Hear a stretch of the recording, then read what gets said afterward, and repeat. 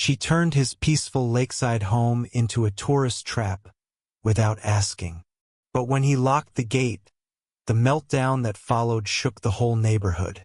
I couldn't believe what I was seeing from my porch. I watched a group of strangers in bright beachwear trampling through my carefully maintained lakeside yard, their laughter echoing across what used to be my peaceful sanctuary. A woman in a neon pink bikini lounged in my late grandfather's hand-carved lawn chair, sipping what looked like a margarita from a plastic cup like she owned the place. 3 teenagers were taking selfies by my private dock while their parents set up a picnic on my grass. This was the 5th group today, and it wasn't even noon yet. Then I spotted her. The mastermind behind this invasion. Karen stood on the bridge that connected my property to the main neighborhood, her arms crossed, and a satisfied smirk plastered across her face. She caught my eye and actually had the audacity to wave at me like we were old friends sharing a joke. That was the moment I decided enough was enough. My name is Ben, and I'm not the type to seek conflict. I inherited this lakefront cabin from my grandfather 3 years ago, a serene property at the end of a private peninsula that had been in our family for 60 years. The narrow wooden bridge connecting my land to the main neighborhood was built by my grandfather himself back in 1965, a feat of amateur engineering that had weathered countless storms for decades. It served as nothing more than a quiet passage for the occasional neighbor who'd wave hello on their evening walks. Everything changed when Karen moved into the neighborhood 6 months ago and immediately established herself as the president of the newly formed HOA. She was a woman in her late 40s with perfectly styled blonde hair and a voice that could cut glass. When she didn't get her way, within weeks she had convinced half the neighborhood that our quiet community needed to become, in her words, a destination spot for the discerning tourist.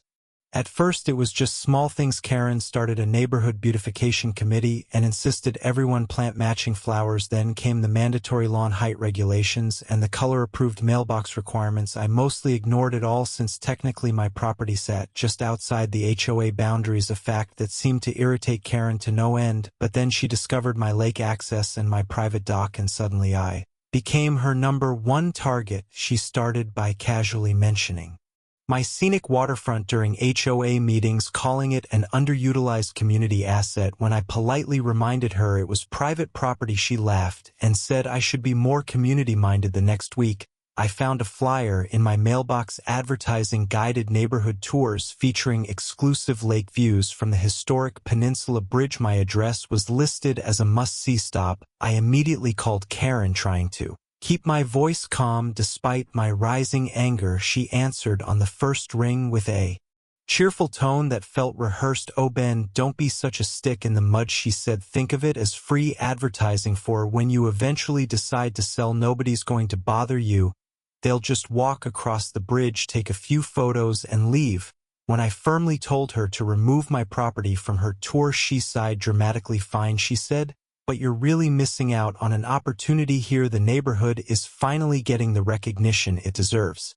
The tours continued without my property officially listed, but that didn't stop people from finding it anyway. Karen had made sure to mention the charming hidden gem at the end of the peninsula during her walks, always with a wink and a nudge about how the grumpy owner didn't appreciate visitors. Within a month, the trickle of curious tourists turned into a flood. Every weekend brought new groups of strangers who ignored my private property signs like they were merely suggestions. They'd cross the bridge with their cameras and coolers spreading out across my lawn like they'd paid admission. Some even brought inflatable kayaks, launching them from my dock without permission. The final straw came when I returned from a business trip to find my yard littered with trash beer cans floating in the water near my dock, and a family of raccoons feasting on leftover food. My neighbor, an elderly man named Frank, shook his head when he saw me cleaning up. "That Karen's been bringing them through in groups of 20, he said. Tells them it's a public access point that the mean old hermit is trying to hoard for himself." I confronted Karen at the next HOA meeting, standing up during the public comment period. The room was packed with neighbors, some genuinely concerned about the tourism issue, others clearly in Karen's pocket. She sat at the head table with her perfectly manicured nails tapping impatiently as I spoke. "This needs to stop," I said firmly. "My property is being vandalized, wildlife is being disturbed, and I'm dealing with trespassers daily." Karen's response was delivered with a condescending smile that made my blood boil. "Ben," she said slowly, like talking to a child, "tourism brings value to our community. Maybe if you were more welcoming, people would respect your space more. Besides, that bridge has been there forever. It's practically a historic landmark. People have a right to appreciate our local history." Several board members nodded in agreement, and I realized she'd already poisoned the well against me. The situation escalated over the next few weeks. Karen began actively advertising on social media, posting photos of my dock and calling it a hidden paradise perfect for afternoon picnics. She partnered with several short-term rental owners in the neighborhood, encouraging them to list proximity to scenic lake access as an amenity. Every morning I'd wake up to find new damage, broken plants, scattered garbage, and once, unbelievably, a group of teenagers had built a bonfire on my beach. When I called the police, they seemed sympathetic, but said without proof of who specifically was trespassing, there wasn't much they could do. Karen, meanwhile, continued to gaslight me at every opportunity. "You're being paranoid, Ben," she'd say whenever I complained. "I can't control what tourists do. Maybe you should consider installing some friendly signage instead of those aggressive no trespassing warnings. It's all about the energy you put out there." That's when I decided to do some research. I spent hours at the county registrar's office poring over property records and land surveys dating back decades. What I found made me smile. For the first time in weeks, the bridge wasn't just on my property, it was entirely my property. My grandfather had built it on his own land with his own money and had never granted any easements or public access rights. Every person who crossed it without my permission was technically trespassing. Armed with this information, I quietly made some calls, first to a lawyer who specialized in property rights, then to a construction company that specialized in security installations. If Karen wanted to play games, I was ready to show her what property rights really meant. 3 days later, under cover of darkness, a professional crew arrived at my property. By dawn, they had installed a state-of-the-art automatic gate system on my side of the bridge, complete with card readers, security cameras, and motion sensors. The gate was solid steel, painted a subtle forest green to blend with the surroundings, but unmistakably formidable. I also had them install clear, legally compliant signage: "Private property, no trespassing, violators will be prosecuted for good measure." I had my lawyer draft cease and desist letters to Karen and the HOA, clearly stating that any promotion of my property for tourism purposes would result in legal action. As the sun rose over the lake that morning, I made myself a cup of coffee and settled onto my porch to wait for the fireworks. They came sooner than expected. By 8 a.m., the first tour group arrived, led by none other than Karen herself. She wore a bright yellow sundress and carried a small megaphone, leading about 15 tourists down the path toward the bridge. I watched through my security monitor as her confident stride faltered when she saw the gate.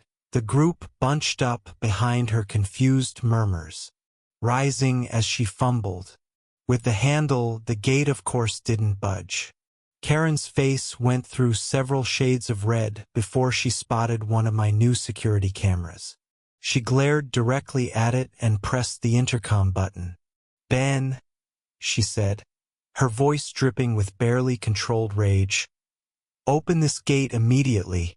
You can't block public access like this." I took my time walking to my intercom system, letting her stew for a moment before responding. "Good morning, Karen," I said pleasantly. "I'm afraid this is a private bridge on private property. I'll need to ask you and your group to turn around. You're currently trespassing." What followed was a magnificent meltdown that my security cameras captured in high definition. Karen shrieked about community rights, historical access, and how I would be hearing from her lawyer. The tourists behind her began to look uncomfortable, some already backing away. When she tried to climb the gate, I calmly informed her that I was calling the police to report trespassers. That finally got through to her. She retreated, but not before promising that this wasn't over. The tourists scattered, many demanding refunds for their guided tour. Within an hour, my phone was ringing off the hook with calls from HOA board members, some angry, others secretly delighted that someone had finally stood up to Karen. I ignored them all and spent the morning peacefully fishing from my dock, enjoying the quiet that had returned to my property. Karen's next move was predictable. She called an emergency HOA meeting that evening, packing the community center with supporters and demanding the board take action against what she called my hostile takeover of community resources. I attended with my lawyer, a sharp-dressed woman named Sarah who specialized in property law. As Karen ranted about the historic nature of the bridge and the community's right to lake access, Sarah calmly laid out the facts. She presented the original property deeds, the survey maps, and decades of tax records showing the bridge had always been private property. The county has no record of any public easement or access rights, Sarah stated clearly. In fact, by promoting Mr. Thompson's property for commercial tourism purposes without his consent, the HOA may have opened itself to significant legal liability. The room fell silent as the implications sank in. The tide turned quickly after that. Board members who had blindly supported Karen began asking pointed questions about liability insurance and potential lawsuits from injured tourists. The HOA's lawyer, who Karen had apparently never consulted, went pale as he reviewed the documents. Within an hour, the board voted unanimously to cease all promotion of my property and to issue a formal apology. Karen's face was a mask of fury, as she was also censured for acting beyond her authority as HOA president. But she wasn't done yet. Over the next week, she tried every trick in her playbook. She filed complaints with the county, claiming I was blocking emergency access. The fire chief personally inspected my gate and confirmed I had provided appropriate emergency codes to all first responders. She tried to get the Historical Society involved, arguing the bridge was a cultural landmark. They laughed her out of the office when she couldn't provide any documentation. Her desperation reached new heights when she organized a protest of the bridge, gathering about a dozen supporters with signs demanding public lake access. I simply documented everything and forwarded it to my lawyer, who sent increasingly stern letters warning of harassment charges. The protest fizzled out after a few hours when I set up speakers and played classical music at high volume, perfectly legal on my own property. Meanwhile, the neighbors who had rented out their homes as short-term rentals began feeling the pinch. Without the promised lake access, their bookings dried up. Several approached me privately, apologizing for supporting Karen and asking if there was any compromise. I told them I'd consider allowing neighborhood residents occasional access, but only after Karen was removed from the HOA board and a new, more reasonable leadership was in place. The beginning of the end for Karen came when a local news station picked up the story. Entitled, "HOA President Tries to Steal Private Lake Access," it made for great headlines. The reporter interviewed several tourists who felt scammed, the county officials who confirmed the bridge was private property, and even some neighbors who described Karen's bullying tactics. Karen refused to be interviewed, but the damage was done. Her reputation, both in the neighborhood and in her professional life as a real estate agent, began to crumble. Clients started canceling contracts, citing concerns about her ethics. The State Real Estate Board opened an investigation into her conduct, particularly her use of private property photos in listings without permission. 3 months after I installed the gate, Karen faced a packed HOA meeting where a vote of no confidence was on the agenda. She arrived looking haggard, her usually perfect appearance showing cracks. The vote wasn't even close. Of the 43 members present, 37 voted to remove her from the board immediately, 5 abstained, and only one, her loyal friend Patricia, voted in her favor. As the results were announced, Karen stood up abruptly, knocking over her chair. "You'll all regret this," she hissed, her voice breaking. "When property values plummet because tourists stop coming, remember you chose him over prosperity." She stormed out, slamming the door so hard that a picture fell off the wall. But that wasn't the worst of it for her. My lawyer had been busy documenting every instance of harassment, trespassing, and defamation. We filed a civil suit seeking damages for the vandalism to my property, lost peace and quiet, and the commercial use of my land without permission. The legal fees alone would cost her thousands, and that was before any potential settlement. The real blow came when the State Real Estate Board concluded their investigation. They found Karen guilty of multiple ethics violations, including misrepresenting property features and engaging in conduct that brought disrepute to the profession. Her license was suspended for 2 years, and she was fined $15,000. When she received the certified letter with the board's decision, neighbors reported hearing a scream from her house that could only be described as primal. Within a week, a for sale sign appeared in her yard, the listing handled by another agent.